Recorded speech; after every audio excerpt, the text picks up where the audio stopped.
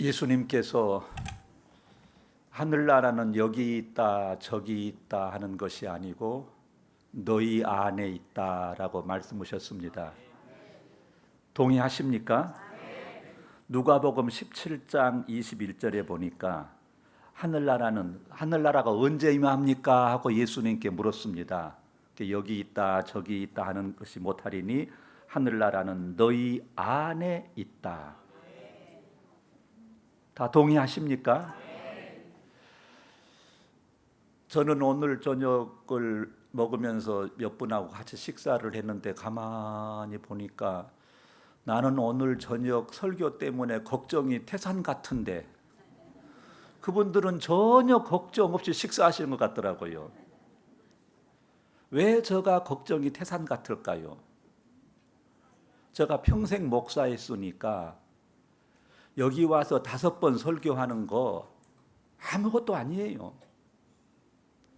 근데 설교를 제가 입으로 할 수도 있고 머리로 할 수도 있고 가슴으로 할 수도 있습니다. 여러분들이 설교를 들으실 때에 귀로 들으실 수도 있고 머리로 들으실 수도 있고 가슴으로 들으실 수도 있습니다. 제가 입으로 설교하고 머리로 설교하면은 여러분들을 웃기고 그냥 여러분들을 오늘 저녁에 아주 즐겁게 해줄 수 있습니다.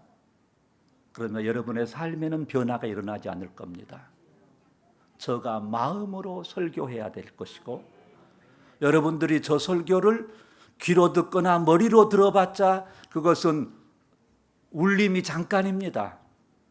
마음으로 들을 때에 이 설교가 내 삶을 변화시키는 능력이 되어줄 줄로 믿습니다. 저도 마음으로 설교하겠습니다. 여러분도 마음으로 설교를 들어주시기 바랍니다. 천국과 지옥은 다른 곳에 있지 않다고 했습니다. 우리 마음 안에 있다고 했습니다. 제가 1년 동안 간절한 소망을 가지고 준비했고 와서 설교한 이유는 잃어버렸던 하늘나라가 우리 각 사람의 마음에서 회복되기를 소원하는 마음으로 제가 왔고 우리 마음속에서 하늘나라가 회복되기 원하는 간절한 소원을 가지고 설교하고 있습니다. 러시아, 그러면 저는 3사람이 생각이 납니다. 톨스토이, 푸시킨, 도스토옙스키입니다. 예전에는 제가 톨스토이를 굉장히 좋아했습니다. 근데 작년부터 도스토옙스키를 좋아합니다. 이 사람이 어떤 모임에 참석했는데 그것이 정치적인 모임이었습니다. 황제에게 찍혀가지고 체포가 됐습니다. 황제가 사형 선고를 내렸습니다. 이제 사형장에서 맨발로 이제 총살형을 집행당할 순간이었습니다.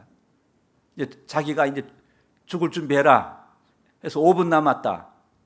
그래서 이제 5분을 놓고 죽을 준비를 하고 있습니다. 근데 그때 갑자기 전령이 멈추시오 하고 말 타고 뛰어오더니 사면령을 내렸다 그럽니다. 죽음의 문턱에서 그 사람이 목숨을 건진 겁니다. 그리고 시베리아 유형을 가서 10년 동안 온갖 범죄인들 속에서 유형 생활을 합니다. 그때 그는 지옥을 경험했다고 고백합니다. 거기에는 살인범, 강도, 간통한 별 범인이 다 있어요.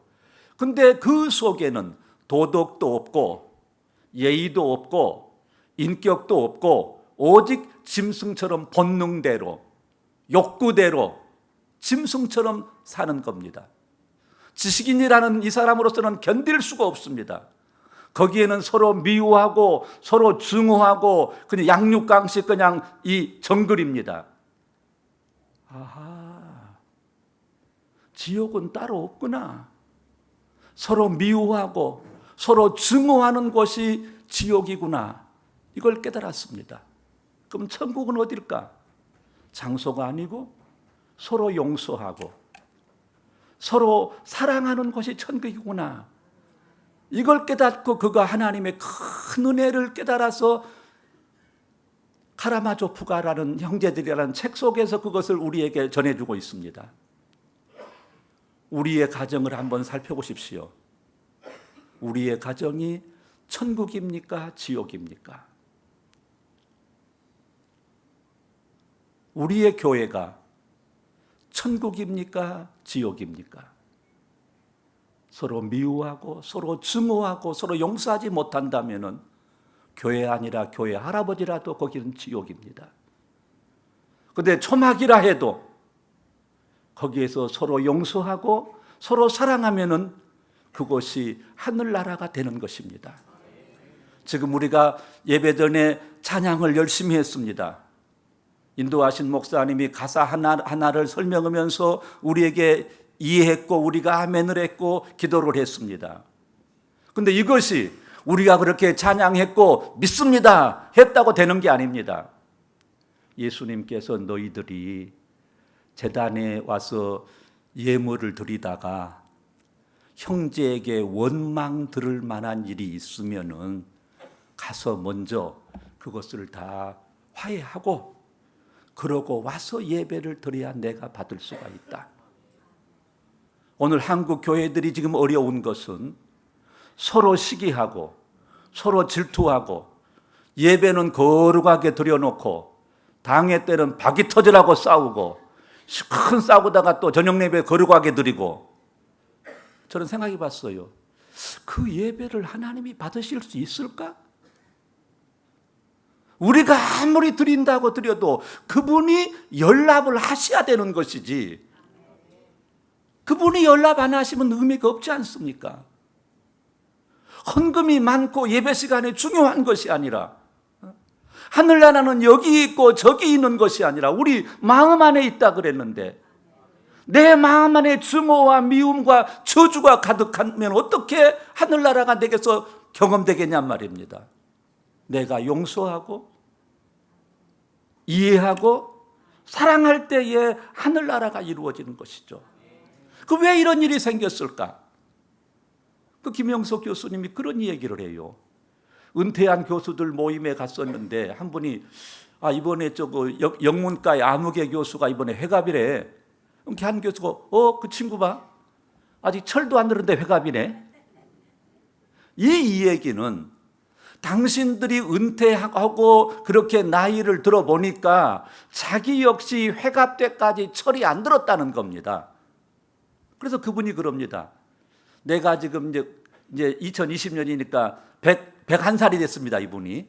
그런데 내가 지금 100년을 살아보니까 60세에서 75세가 가장 삶이 좋았다. 왜? 철이 들었어. 철이 들어서 그 삶이 가장 의미 있었다라고 얘기를 하대요. 그래서 제가 생각을 해봤어요, 오랫동안. 철 드는 게 뭘까? 대강은 여러분들이 이해는 하잖아요. 이런 거겠다. 근데 딱 짚기는 좀 뭐 하더라고요. 근데 어떤 분이 강의를 하는데 자기가 미국 유학 생활을 이야기하는 데서 저 나름대로 그것을 잡았습니다. 이분이 연대 신대를 졸업하시고 하버드 대학교로 유학을 갔다 옵니다.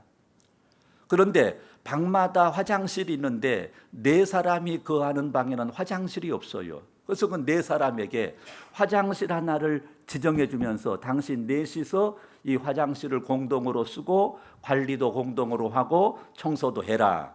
그런데 한 분은 목사님이고 한 분은 신학교 나온 자기고 한 분은 무신론자고 한 분은 티베트에서 온 남아불교 믿은 분이었답니다.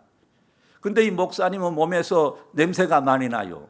근데 이분이 화장실에 들어갔다 나오면 몸에서 그 냄새가 화장실에 배고 화장실을 엉망으로 써가지고 그 다음 사람이 들어갈 수가 없어요. 너무 지저분하고 냄새가 나서.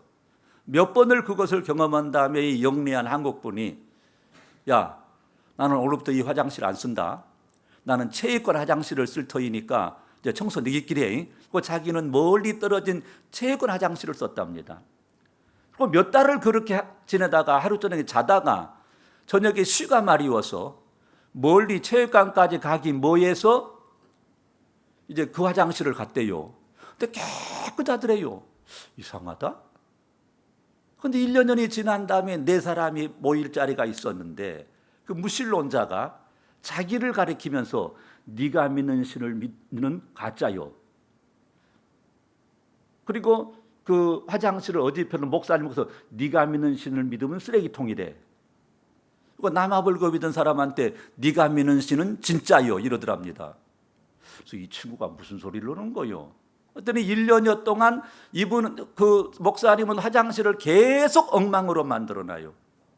그런데 이 남아불교 믿은 사람이 들어가서 1시간 동안 청소를 깨끗이 하고 향을 피워놓는다거나 향수를 뿌려놔서 다른 사람이 쓰기에 편리하도록 1년여를 그렇게 한 거예요.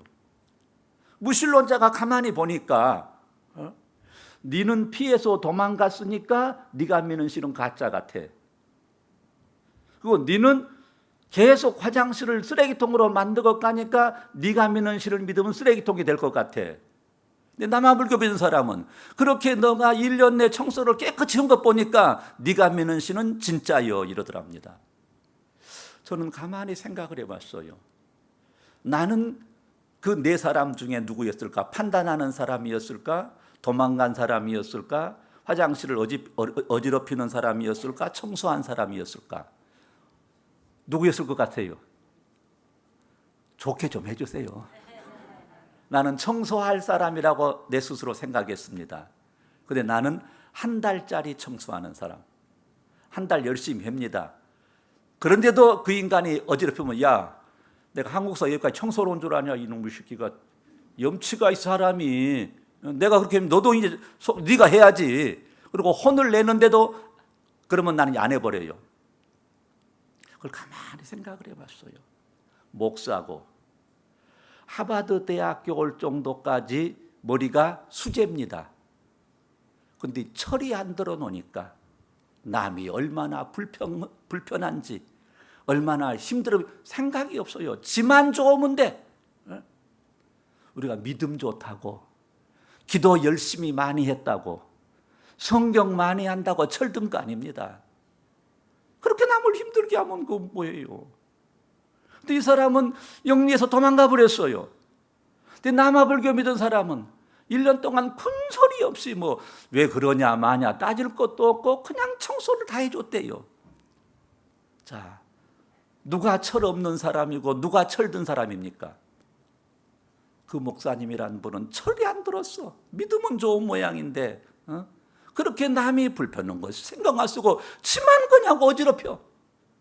근데 남아불교 믿은 사람은 예수의 가르침을 배우지도 않았는데 나 조금 희생하면은 그러고 청소를 해요. 그러니까 그 모든 사람이 같이 행복해졌어요.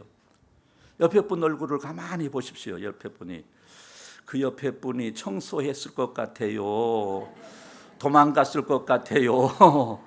어지럽혔을 것 같아요. 판단만 하고 있었을 것 같아요. 어때요? 네, 어때요? 우리 가운데 4분의 1만 철이 들었어도 우리 교회는 하늘나라가 됩니다. 어지러운 것은 잠깐이고 철든 사람이 와서 얼른 청소를 깨끗이 해놓기 때문에 깨끗해지는 거예요. 철이 안 든 제자들이 예수님 덕만 보려고 그러다가 예수 부인하고 튀었어요.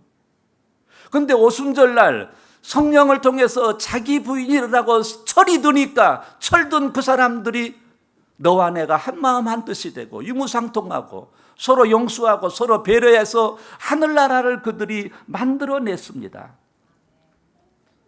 그 유배사리송에서 이걸 경험했던 도스토옙스키가 뭐라고 말하느냐? 따라합시다. 만인에게 죄인이다. 그러니까 우리 서로가 서로에게 죄인이다 이겁니다. 다시 만인에게 죄인이다. 고로 서로 용서하고 사랑해야 된다. 다른 사람은 다 죄인이고 나만 죄인이 아닌 것이 아니라 우리 모두가 서로 죄인이다 이겁니다. 그렇기 때문에 우리 모두가 예수 그리스도의 보혈의 피로 매일매일 씻음 받아야 되고 용서받아야 될 우리다 이겁니다. 우리가 그 용서받음 속에서 지금 살고 있으니까 서로 죄인된 우리들은 서로 의무적으로 서로 용서하고 서로 사랑해야 됩니다. 옆에 분에게 저를 용서해 주십시오. 왜 그렇게 뻣뻣하게 용서해 달라고 그래요? 좀 부드럽게 사정해야죠. 저를 용서해 주십시오. 저가 사랑하겠습니다. 아멘. 만인은 만인에게 죄인이기 때문에 서로 용서하고 사랑해야 합니다. 하나님께서 왜 우리에게 율법을 주셨습니까?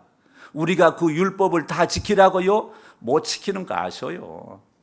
우리가 의로운 사람 되라고요? 아셔요.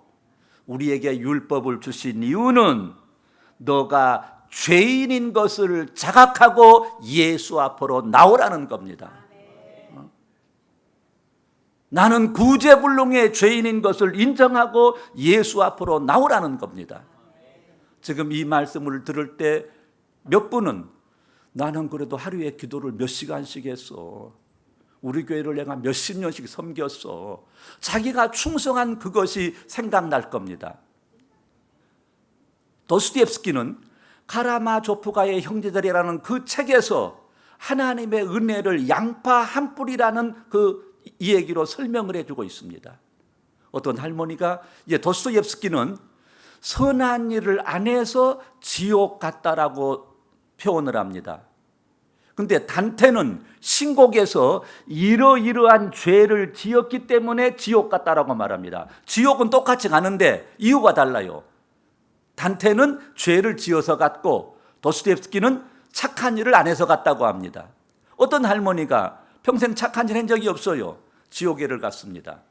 근데 그 할머니의 수호 천사가 심는 대로 거두는 것이다. 네가 그렇게 사람 어떻게 하겠냐. 인과응보다. 그리고 포기해버린 게 아니라 그 할머니에게 연민을 가지고 어떻게 하면 저 할머니를 살리지 궁리를 하다 보니까 평생 딱 한 번 착한 일 한 적이 있어요.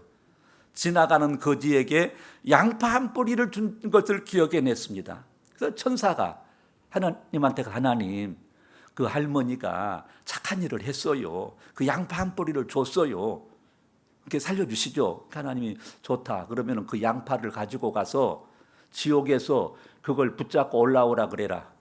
올라오면은 천국으로 보내주고 뭐든 어쩔 수 없지 뭐. 그래서 이제 이 천사가 할머니가 이 착한 일 했던 양파예요. 이거 붙잡고 올라오세요. 이렇게 할머니가 그럼 그렇지.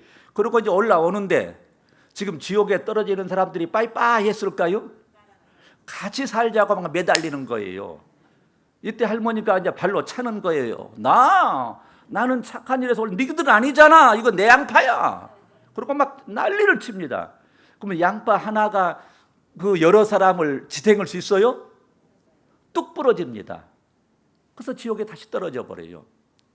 그런데 놀라운 것은 천사가 이제 어쩔 수 없다. 나도 이제 할 만큼 했다. 이런 것이 아니라 울고 갔다고 도스토옙스키는 얘기하고 있습니다.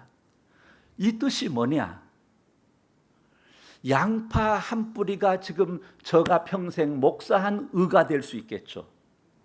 양파 한 뿌리는 자기들이 교회에서 10년, 20년 주일학교에서 봉사하고 처리하고 헌금하는 충성스러운 그게겠죠. 그러나 우리의 그 충성, 우리의 어떤 의도, 지옥에서 나를 올려낼 수 있을 그런 힘은 없습니다. 자기들이 별스럽게 충성했다 해도, 그건 양파 한 뿌리에 불과해요. 그건 끌어올릴 수가 없어요. 그런데 하나님께서 그럼 그 양파를 가지고 가서 끌어올리도록 해라. 그 양파 한 뿌리에 하나님의 은총이, 신의 은혜가 거기에 임한 겁니다. 그러니까 보기에는 양파 한 뿌리지만은 하나님의 은혜가 양파와 함께하니까 100명도 1000명도 끌어올릴 수 있는 힘 있는 양파가 됐던 겁니다. 그런데 이 사람은 지금 하나님의 신의 은총은 안 보여요. 자기 선행 양파 한 뿌리밖에 안 보입니다. 그래서 지금 이 사람은 착각을 하기를 하나님하고 지금 뒤르는 거예요. 내가 착한 일을 해서 나는 지옥에서 올라간다. 아니에요. 하나님의 은총 때문이에요. 그런데 그 하나님의 은총은 우리 모두에게 허락된 것입니다. 그런데 이 할머니는 나는 착한 일을 했지만은 너는 아니지 않아. 그럼 발로 찹니다. 왜? 너와 나를 단절합니다. 상대를 거절합니다. 너와 내가 단절되고 내가 상대를 거부하면은 그때부터 미움이 생깁니다. 그때부터 증오가 생깁니다. 이 할머니가 왜 나는 착한 일에서 올라온 니네들이 달라붙고 지랄이야. 그때 그들이 사랑스러웠을까요? 미웁니다. 증오합니다. 그 미움과 증오가 있는 곳에는 하나님의 은총이 거두어집니다. 하나님의 은혜가 거두어지니까 양파가 양파 한 뿌리에 힘밖에 없습니다. 떨어져 버립니다. 우리가 평생 예수를 믿고 교회를 세우고 별 충성을 했다고 그것은 양파 한 뿌리에 불과한 겁니다. 거기에 하나님의 은총이 은혜가 있어야 할 때 그게 힘 있는 것이 됩니다. 그런데 이 할머니는 은혜를 몰랐어요. 그래서 다른 사람을 거부했습니다. 미워했습니다. 걷어찼습니다. 증오했어요. 그래서 다시 떨어졌어요. 그런데 도스토옙스키는 놀라운 사실을 우리에게 알려줍니다. 천사가 울고 갔다. 그 천사가 누구냐? 예수이십니다. 예수는 지금도 우리를 포기하지 아니하시고 보좌 우편에서 우리를 위해서 기도하고 계십니다. 그래서 우리에게는 다시 한번 기회가 있는 겁니다. 예수님이 그 천사가 나도 할 만큼 했다. 이렇게까지 해도 니네가 그러면 난 어쩔 수 없다. 그랬다면 우리는 희망이 없어요. 그런데 그 천사가 울고 갔습니다. 이 도스토옙스키는 그 하나님의 은혜를, 하나님의 사랑을 너무도 뼈저리게 유배생에서 경험했기 때문에 그 책에서 이렇게 하나님의 은혜를 우리에게 설명해 주었습니다. 지금 우리 모두가 다 나름대로 충성했습니다. 뭐 교회를 지켰고 찬양대를 했고 다 했습니다. 그 내 충성, 내 의는 양파 한 뿌리입니다. 옆에 분에 알려드리세요. 양파 한 뿌리예요. 알아들으신 것 같아요, 옆에 분이? 한 두세 번 더 해드리세요. 양파 한 뿌리예요. 따따붙다 할 필요 없어요. 그래서요. 그것 가지고 따따붙다 하지 마세요. 거기에 하나님의 은총이 임하지 아니하는 한. 왜? 내가 지은 죄가 너무 많습니다. 지금 자기들은 자기 죄가 별로 없다고 생각할 거예요. 바울이 나는 죄인 중에 괴수입니다고 고백을 했죠. 그래서 나는 그게 그냥 펑을 친 줄 알았어요. 그런데 제가 경험하고 보니까 그 말이 100번, 1000번 맞대요. 내가 내 의에 젖어서 하나님과 멀찍이 있을 때는 내가 굉장히 의롭더라고요. 나 같은 목사 없어. 사실 별로 없어요. 사람들이 인정해요. 그 사람은 그런 줄 알았어요. 그런데 지금 오늘 아침이 되어서 이 휘장을 다 걷고 햇볕이 쫙 들어올 때 보면 뭐가 있어요? 숨을 못 쉴 정도로 먼지가 많죠. 내가 하나님 멀찌감치 있을 때는 내가 의로운 것처럼 보입니다. 가까이 갈수록 그 먼지 죄가 그냥 막 숨 쉴 수 없을 정도로 내 속에 죄가 있는 게 발견돼요. 그러니까 지금 자기들이 나 정도만 해도 괜찮아 이렇게 마음 잡수신 분들은 천만의 말씀 만만의 콩떡입니다. 당당 먼 분들이에요. 나는 죄인 중에 괴수입니다. 나는 무가치한 인간입니다. 나의 충성, 나의 헌신이가 아무것도 아닙니다 하고 고백할 때 그분은 지금 주님과 조금 지금 뭐가 통한 분이에요. 제가 그것을 경험했어요. 이제 우리 하나님의 은혜를 깨달으십시다. 그래서 오늘 제가 설교 제목을 나는 존재한다. 고로 사랑한다. 내가 존재한다는 이 자체는 사랑하기 위해서, 용서하기 위해서 존재한 겁니다. 왜? 하나님의 용서와 사랑에 의해서 내가 존재하고 있기 때문입니다. 하나님이 나를 사랑하지 않았고 나를 용서해 주지 않으셨다면 나는 존재할 수 없습니다. 내가 지금 존재한다는 이 자체가 하나님의 사랑과 용서에 의한 것이니 내가 존재한다면 나도 이유 조건 없이 다른 사람을 용서하고 사랑해야 됩니다. 이때 우리 가운데 화해가 이루어지고 하나님이 원하시는 평화가 우리 가운데 이루어질 줄로 믿습니다.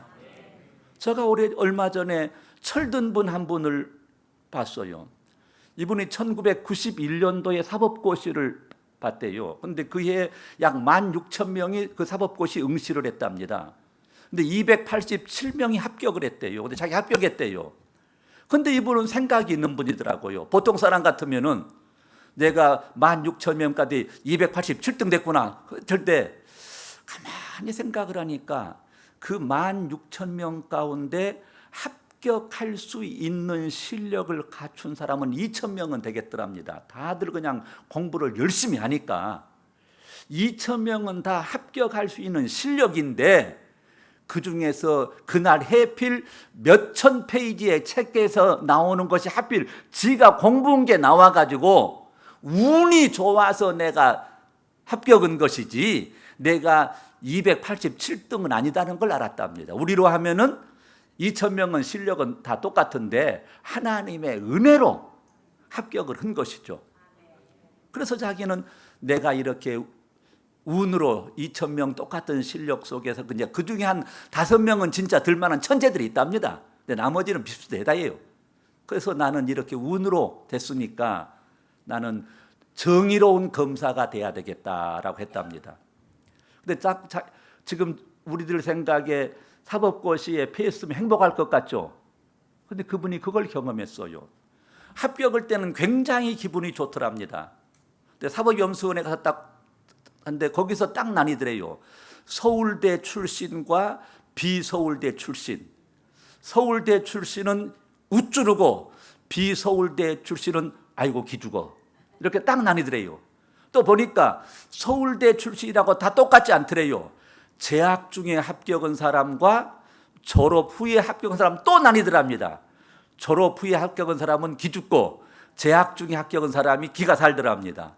또 재학 중에 합격해도 서울 근무냐 지방 근무냐 그러니까 1등만 행복하지 2등부터 다 불행하더랍니다. 그래서 자기가 정직한 검사가 되려고 했는데 한 번은 그 높은 사람이 사건을 좀 잘 살펴달라고 봉투를 놓고 갔더래요. 그래서 자기는 타월인 줄 알았더니 거기에 돈이 들었더랍니다. 자, 그러면 검사가 뇌물을 가져왔으면 어떻게 해야 돼요? 뇌물을 가져온 사람을 잡아 놓아야지. 그게 검사인데 도저히 잡아 놓을 수가 없더래요. 그래서 몇 번을 그런 일을 겪어서 사표를 내버렸더라고요. 예수도 안 믿어도 그 사람은 은혜가 아닌 운에 대해서 보답을 하기 위해서 공의로운 검사가 되고 싶고 그게 못 되니까 사표를 내버리고 지금 교수하더라고요. 그런데 말로 계속 하나님의 은혜 하면서 우리는 그 은혜에 합당한 삶을 살고 있습니까?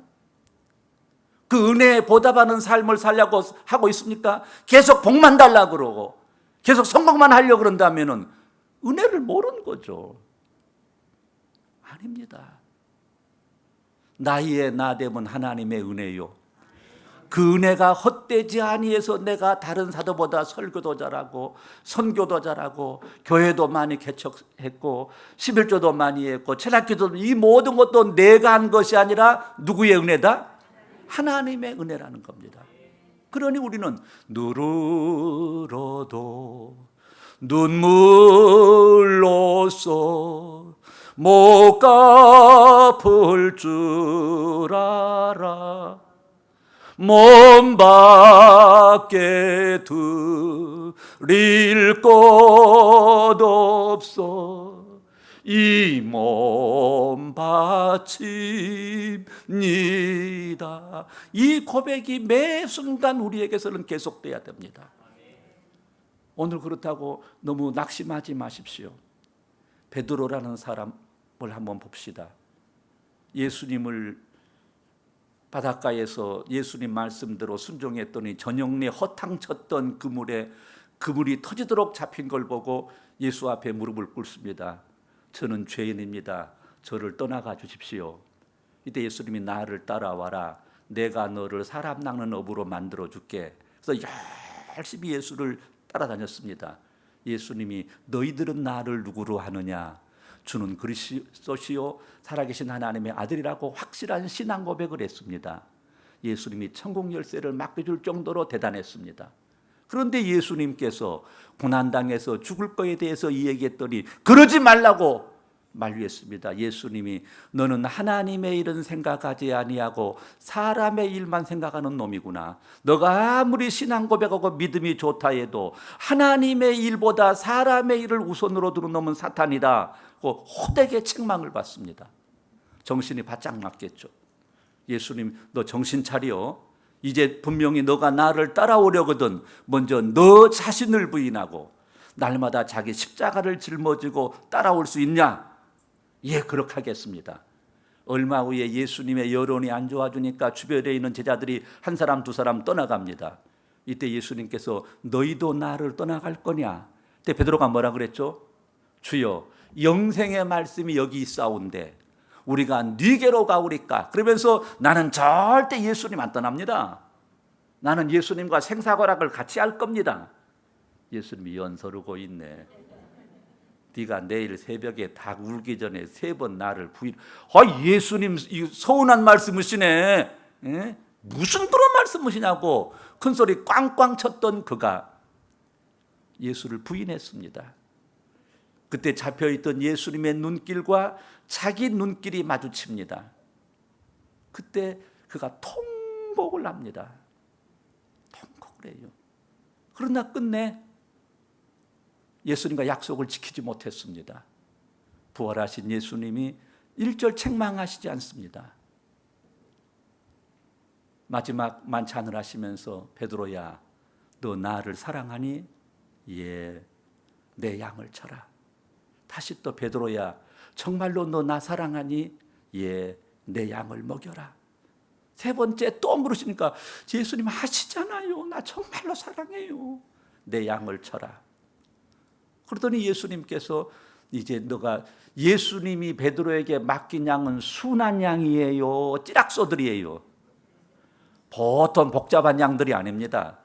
그런데 그렇게 힘든 일을 맡겼으면서 이제 너가 약속한 대로 양을 잘 치면은 너에게 큰 상급이 있을 거다 이러지 않았습니다. 요한복음 21장 19절에 보니까 너가 젊어서는 너 원하는 데를 다녔지만은 늙어서는 너가 원치 않은 데 가서 2 팔을 벌리라. 그가 어떤 죽음으로 하나님께 영광 돌릴 것을 말하미러라. 베드로는 그 죽음을 두려워하지 않습니다. 바울이 막 베드로한테 대들어요. 옛날 같으면은 이제 전도사가 총회장한테 대든 격이죠. 난리를 칠 건데 이제는 철이 들었어요. 빙긋이 웃고 그 달랩니다. 그러고 십자가에서 순교를 했습니다. 베드로도 철이 들었다 안 들었다 했어요. 근데 오순절날 성령으로 거듭났을 때에 성령을 통해 자기 부인했을 때 진짜로 철이 들어서 예수를 위해서 순교할 수 있었습니다. 우리 의지로 우리 결단으로 안 됩니다. 나와 함께 하신 성령님을 의지하십시오. 그 성령님께 도움을 구하십시오. 그러면 나를 부인할 수 있습니다. 그 성령이 도와주시면 그 인간을 용서할 수 있습니다. 성령님이 도와주시면 그가 받아들이든 안 받아들이든 내가 용서를 구할 수 있습니다. 70일을 가릴 거 없습니다. 주님께 맡겨버리고 주님이 용서해라 했으면 용서하면 되는 겁니다. 그 다음은 주님이 알아서 하시는 겁니다. 성령에 의해서만 이건 가능합니다. 이럴 때 우리에게 하나님이 원하시는 화해와 평화가 이루어지면서 우리 속에 하늘나라가 회복될 줄로 믿습니다. 제가 우리 집사람에게 우리 아들이 이제 어제 저녁에 이 얘기 드렸죠. 아빠, 내가 든든한 장남이 될게요. 나와 같이 오래오래 살아요. 그리고 마지막에 뭐라 했다고요? 엄마 싸우지 마세요. 그래서 이제 집사람한테 그걸 보낼 때는 아들이 이러지 않냐, 철 좀 들어라 하고 보냈더니 그분은 반대로 나보고 철 좀 들어라 하는 식으로 대답이 왔습니다. 그래서 모른 척 그다 흘러다가 또 안 되게 해서 오늘 아침에 제가 이제 해피 뉴 이어 그걸 또 보냈어요. 그랬더니 대답이 있었을까 없었을까요? 무슨 콘? 에? 뭐 이렇게 나오는 거. 에? 그 콘을 보냈는데 어떤 애기가 이렇게 춤을 도는 거에 나오는데 사랑해요, 사랑해요, 사랑해요. 이게 왔더라고요. 그래서 대답을 하려다가 속으로 연서르고 있네. 아직 안 하고 있습니다. 지금 이제 그분은 많이 풀린 것 같아. 또 사랑한다고 그걸 막 보내고. 근데 남자가 좀 묵직해야지. 거기에 달랑하면 되겠어요? 내가 설교는 이렇게 하면서 또 속아지는 밴댕이 속입니다. 이제 하나님이 이제 오늘 저녁에 깨주시겠죠. 그래서 내일 나도 이제 그걸 보낼 수 있겠죠. 우리가 다 철이 들어가고 있습니다. 성령님이 도와주셔야 됩니다. 내가 설교한 대로 됐으면 내가 지금 세상의 천사주가 됐을 거예요. 근데 설교할 때는 될 것 같은데 또 내려가면은 이제 잘해야지. 내가 주둥이로 설교만 하지 말고 이제 진짜 해야지. 근데 또 건들면은 또 빡 올라와 버려. 그러면 또 우리 집사람이 그래요. 아이가 위선자 교인들 앞에서는 웃고 천사는 우리 교인들이 저걸 봐야 되는데 그러면 제가 또 뭐라 그럴까요? 연소르고 있네. 야, 장사한 사람이 손님 앞에서 화낸 것 봤냐? 목사라고 또 말은 잘 둘러붙여. 지금 철이 들었다 안 들었다 하는데 새해는 철이 들 겁니다. 이 정도로 고백했으니까. 이제 예수님이 우리를 사랑하신 그 사랑을 아셨으면은 우리가 사랑해야죠. 그 주님의 사랑이 어떤 사랑입니까? 로마서 5장 8절에 보니까 우리가 아직 죄인 되었을 때에 그리스도께서 우리를 위하여 죽으심으로 하나님께서 우리에 대한 자기의 사랑을 확증하셨느니라. 우리가 죄 속에서 형편없는 인간으로 살고 있을 때에 우리가 뉘우치고 반성하고 회개할 때가 아닙니다. 지가 잘났다고 죄 속에 있을 때에 그거 따지지 않고 예수를 십자가에서 죽게 하심으로써 하나님이 봐라, 내가 너희를 얼마나 사랑하느냐, 이걸 가르치기 위해서 이 일을 했다고 말씀하고 있습니다. 그러니 상대가 내 심정을 알아주든 말든 따질 거 없이 우리도 받은 그 사랑을 용서해야 됩니다. 예수님께서 내가 너희에게 새 계명을 주노니 서로 사랑해라.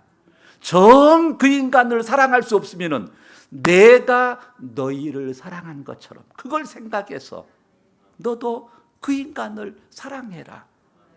옆에 분에게 동지 섣달 꽃 본 듯이 나를 좀 봐주십시오 그러시오.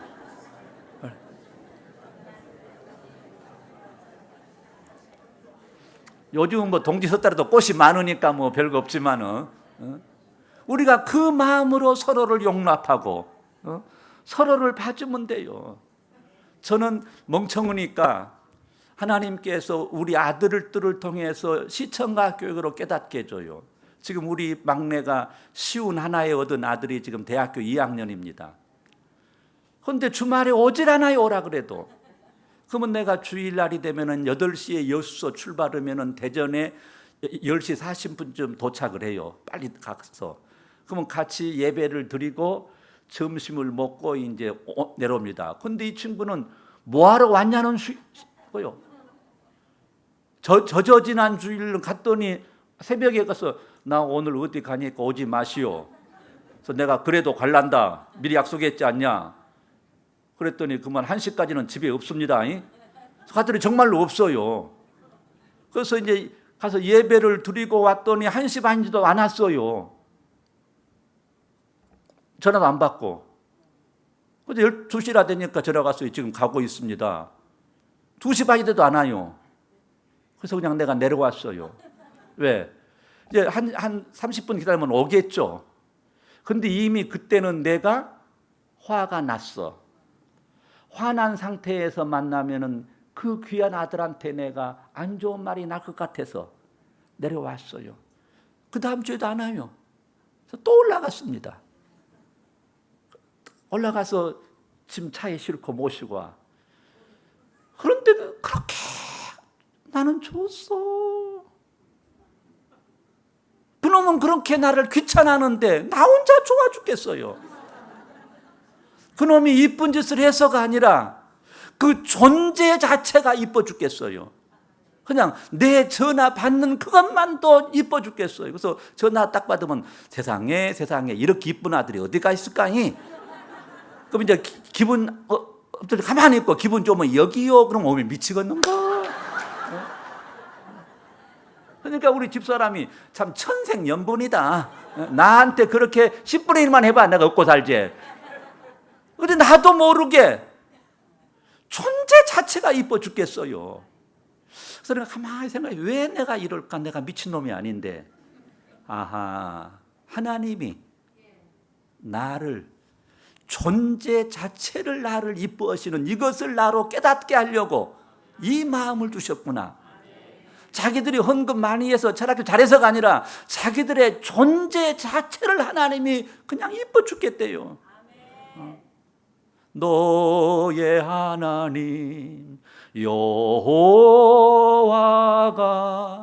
너희 가운데 계시니 그는 전능하신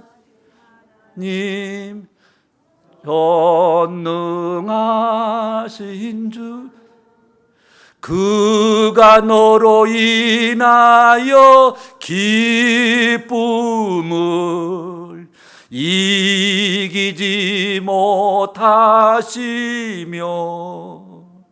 너로 잠잠히 사랑하시며.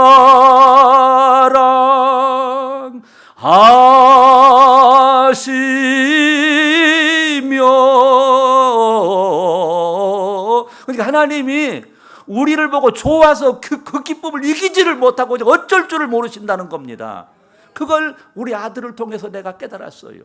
그래서 나는 어떤 경우에도 낙심하지 않아요. 내가 어떤 실수하고 어떤 바보짓을 해도 이렇게 사랑하시는 그분이 나의 모든 걸 합력해서 선을 이루실 것이 아니냐.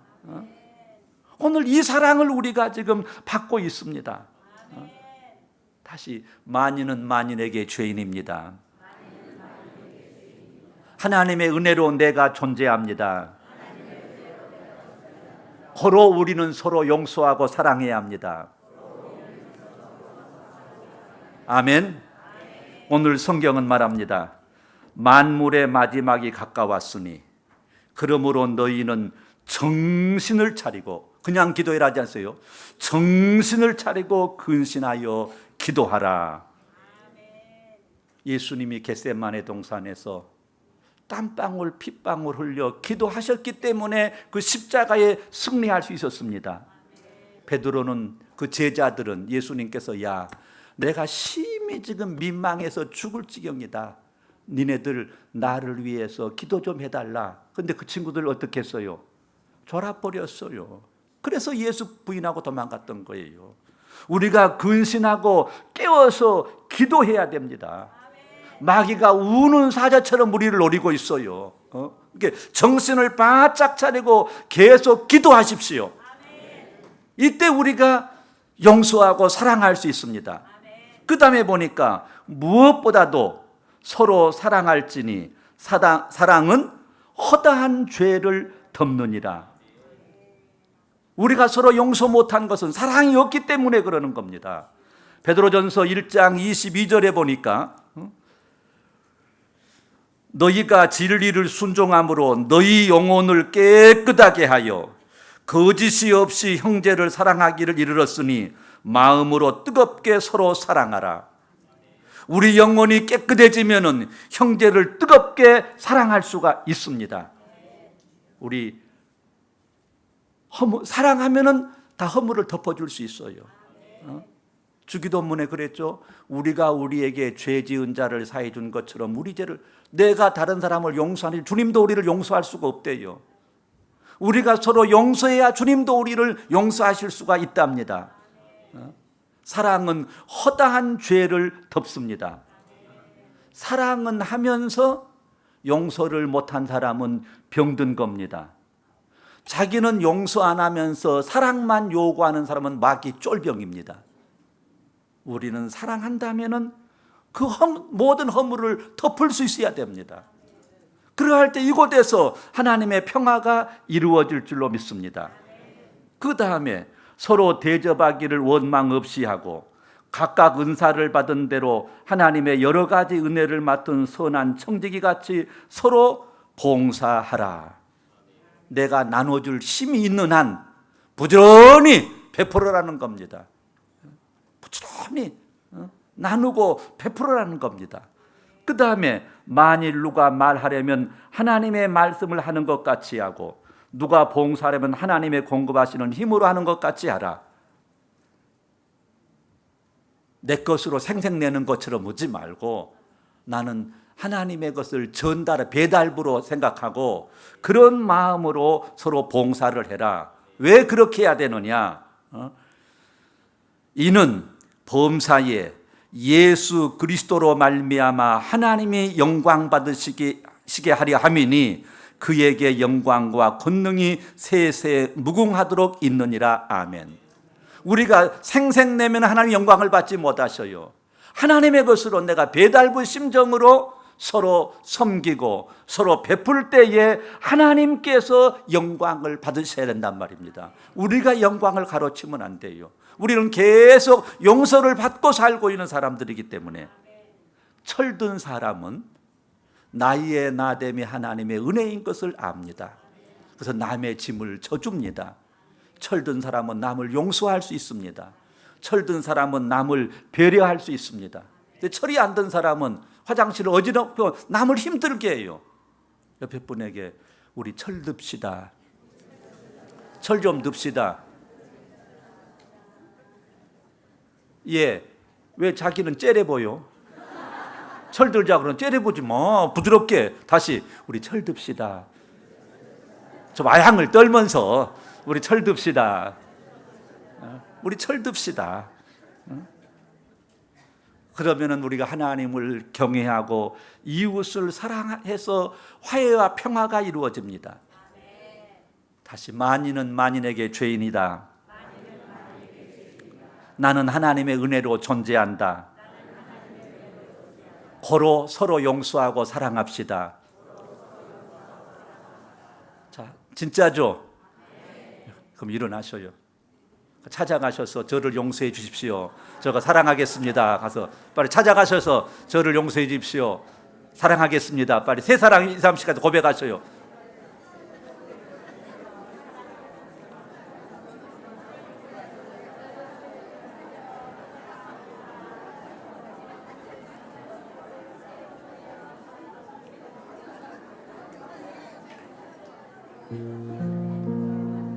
장로님들 다 한번 일어서 주실래요? 장로님들, 자기가 장로라고 생각하실 밥 일어나 보셔요. 어딜 자기들 죄인이요 아니요? 죄인이죠. 그럼 따지고 말고 이런 거 할 필요가 없죠. 무조건 용서해야 되겠죠. 무조건 용서하십시오. 정말로 무조건 용서하십시오. 제가 종종 시드니 순복음교회 홈페이지에 들어와서 주보를 종종 제가 봤습니다. 가슴이 참 아팠습니다. 상대의 행위를 기억하지 마시고 무조건 여러분이 용서하십시오. 그들에게 용서해달라고 따지지 말고 용서해달라고 용서를 구하십시오. 받아주든 안 받아주든 용서를 구하십시오. 성령이 우리와 함께 하셔서 우리 속에 화해와 평화를 이루어 주실 줄로 믿습니다. 우리에게 필요한 것은 용서밖에 없습니다. 주님이 우리를 따지고 하지 않고 무조건 우리를 용서해 주었습니다. 만인은 만인에게 죄인입니다. 우리는 그 용서 속에 살고 있습니다. 그렇기 때문에 우리가 서로 용서하셔야 됩니다. 용서하시도록 마음에 결심이 되신 분은 앉으십시오. 용서 안 되면 일어서고 더 써 계시고, 놀래가지고 앉지 말고 진짜 용서할 거요. 이제 우리 용서하고 삽시다. 예수님이 우리를 용서해 주셨습니다. 이럴 때 우리의 구역이 하늘나라가 될 겁니다.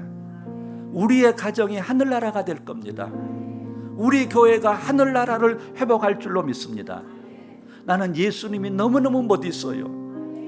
안식일 날 제자들이 밀 따먹었다가 사람들이 씹을 때 예수님이 뭐라 그랬어요? 연소르고 있네. 사람이 안식일 위해서 있는 거 아니에요. 연소르고 안식일이 사람 위해서 있어. 뭘 그것 가지고 그랬어. 이렇게 예수님은 유연성이 많은 분이에요. 우리의 짧은 도덕, 우리의 짧은 의를 가지고 남 판단하지 마십시오. 안식일이 사람 위해서 있는 거요. 연소르고 말도 모든 것들이 까불고 있네. 그러면서 그들을 다 깨안으셨어요. 그랬기 때문에 우리도 여기 나올 수 있는 거예요. 그 자를 가지고 따지면 우리 여기 못 나와요. 목사님이 저한테 속아서 지금 여기 부른 거예요. 우리 집사람은 그럴 거예요. 저 인간 또 가서 뭐라고 펑치골라나. 왜? 자기가 아는 이 뭐가 있기 때문에. 그래도 주님은 저와 함께 하십니다. 왜? 제가 회개하니까. 저는 계속 회개하고 삽니다. 만인은 만인에게 죄인입니다. 그분의 용서에 의해서 지금 우리가 존재합니다. 그렇기 때문에 우리는 서로 용서하고 사랑해야 됩니다. 예수 사랑, 나의 사랑, 내 맘속에 넘쳐 형제를 사랑해. 우리 서로 다시 우리 사랑합시다. 서로 사랑합시다. 저를 용서해 주십시오. 우리 서로 용서하고 사랑합시다. 우리 기도하십시다. 주님, 나의 교만, 나의 의가 다른 사람을 판단하고 정죄하고 용서하지 못했습니다. 주님이 나를 용서해 주신 것처럼 이유 조건 없이 저도 용서하고 싶습니다. 근데 잘 안 됩니다. 용서하겠다고 몇 번을 고백해도 또 그냥 내가 분이 올라와 버립니다. 내 힘으로 안 됩니다. 성령이 도와주실 때 내 아내를, 내 남편을, 속썩이는 그 사람을 내가 용서할 수 있습니다. 성령님 도와주셔서 나의 용서를 통해서 내 마음에서 하늘나라가 회복되게 해주십시오. 우리 가정에 하늘나라가 회복되게 해주십시오. 우리 교회 안에 하늘나라가 회복되게 해주십시오. 우리 잠시 같이 기도하시겠습니다.